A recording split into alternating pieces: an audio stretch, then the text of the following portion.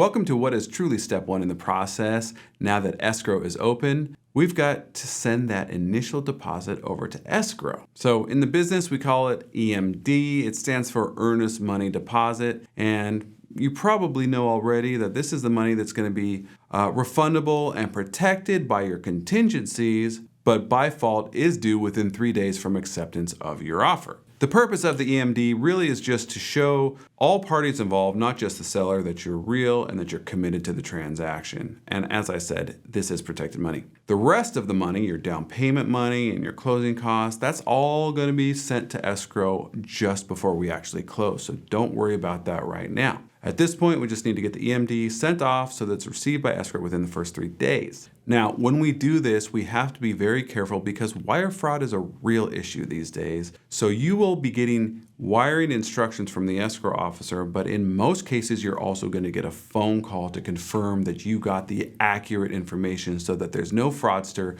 trying to insert the wrong information and your money goes away. To play it safe, if you don't receive that phone call from the escrow officer, just give them a call yourself and make sure all the numbers match up, specifically the routing numbers of where you're actually sending that money. That's it. Step one of the escrow process is done. We're putting that earnest money deposit into the escrow company and we're moving along.